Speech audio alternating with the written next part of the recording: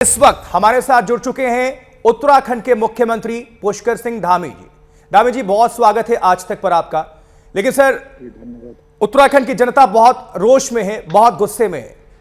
आरोप भी लगा रहे हैं कि सर एक्शन तो अब देखने को मिल रहा है आप लोगों की तरफ से, आप खुद मॉनिटरिंग भी कर रहे हैं, लेकिन वक्त रहते अगर कदम उठाया गया होता तो अंकिता जिंदा होती, सबके बीच होती। सर, बहुत दुखद घटना घटित हुई है और ये बहुत दुख का कारण भी है। पूरे उत्तराखंड में सभी लोग दुखी हैं और हमको जैसे ही यह पता लगा कि यह घटना जो है 4 दिन पहले घटित हुई है, तुरंत ही हमने पुलिस को, जो रेगुलर पुलिस है, उस पुलिस को इस पर कार्रवाई करने के लिए कहा।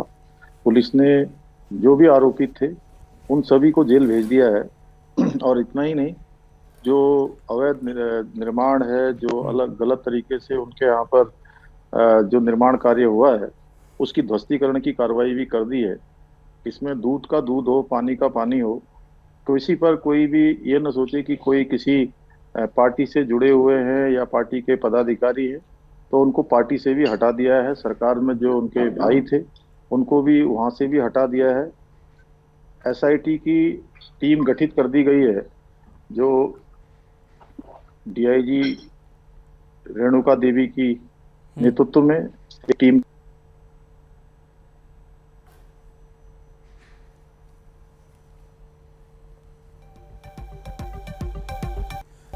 सर आपकी आवाज हम तक नहीं पहुंच पा रही है। आई थिंक म्यूट हो गया होगा, एक बार आप चेक कर लें, वहां से किसी से करा लें। आवाज आपकी स्पष्ट नहीं आ पा रही है। अगर आप हमें सुन पा रहे हो तो आपसे जानना चाहूंगा सर, अब तक जो भी कार्रवाई हुई है, अब तक गिरफ्तारी हुई है, लेकिन पहले आपको लगता नहीं कि थोड़ी देरी हो गई? क्योंकि परिजनों का भी आरोप, वहां पर स्थानीय जो गांव वाले हैं उनका आरोप, इसको लेकर सड़क पर लोग आंदोलन कर रहे हैं, प्रदर्शन कर रहे हैं, न्याय के लिए, जस्टिस फॉर अंकिता के नारे लगा रहे हैं।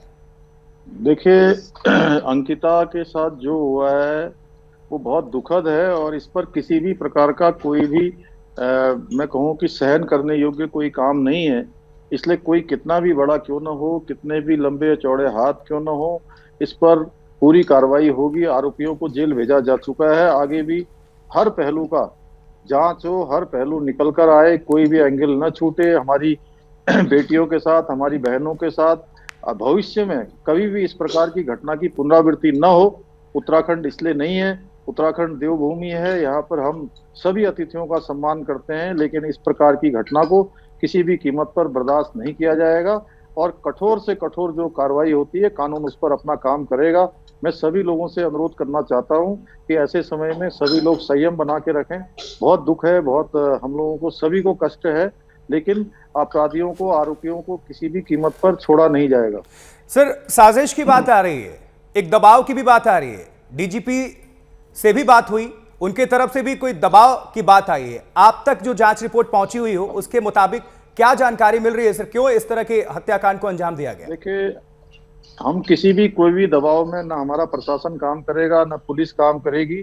जो भी आरोपी अपराधी होगा उसको पकड़ा जाएगा और कानूनी तौर पर जो भी उसके लिए सजा होगी वो सजा उसको दी जाएगी।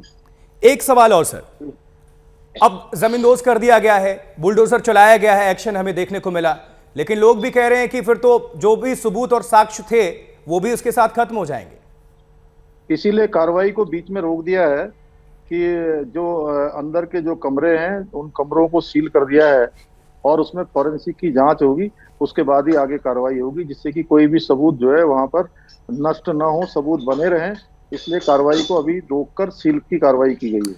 उत्तराखंड की जनता को, भारत की जनता को, बतौर चीफ मिनिस्टर उत्तराखंड, आप क्या यहां से संदेश देंगे? क्योंकि बहुत आरोप भी लग रहे हैं, शासन प्रशासन भी सवालों के घेरे में है, विपक्ष को भी मौका मिल गया है, आप पर भी उंगली उठ रही है, सरकार पर भी उंगली उठाई जा रही है कांग्रेस की तरफ से। देखिए, ये समय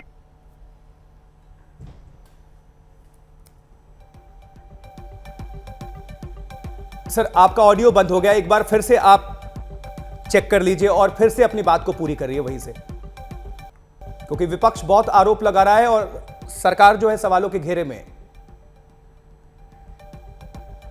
धामी जी, आपकी आवाज हम तक पहुंच नहीं पा रही है, दर्शक आपको सुन नहीं पा रहे हैं। अब आपकी आवाज आ रही है, कृपया अपनी बात पूरी करें।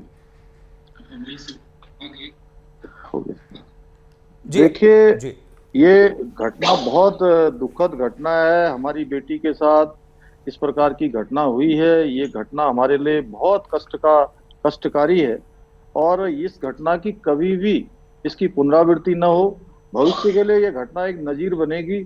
आने वाली हमारी बेटियां, हमारी बहनें सभी सुरक्षित रहेंगी और कोई इस घटना को करने के बारे में तो छोड़िए, इस प्रकार के अपराध के बारे में करना तो दूर, वो सोचना भी उसके लिए बहुत भारी पड़ेगा। इसलिए इस पर कठोर से कठोर कार्रवाई होगी। मैं सभी लोगों से ऐसे समय पर संयम की अपील करता हूं और हम लोग निष्पक्ष तरीके से और बिल्कुल पारदर्शिता के साथ ये जांच होगी और जो भी कानून की कार्रवाई है वो पूरी होगी। इसमें किसी को कोई संदेह नहीं होना चाहिए। धामी जी, ना सिर्फ उत्तराखंड की जनता, पूरी भारत की जनता और विदेशों में बैठे लोग, एनआरआईज भी आपको देख और सुन रहे हैं, क्योंकि उत्तराखंड चर्चा का विषय है अभी इन दिनों और इस जघन्य अपराध के लिए, जबकि देवों की भूमि है। यहां से क्या संदेश आप देंगे कि नजीर पेश हो, क्योंकि जो भी आरोपी हैं, आप आज तक पर बैठकर उस बेटी के परिजनों को यह दिलासा देंगे कि आने वाले वक्त में किसी भी दोषी को, आरोपी को बख्शा नहीं जाएगा, सख्त से सख्त एक्शन लेगी आपकी सरकार?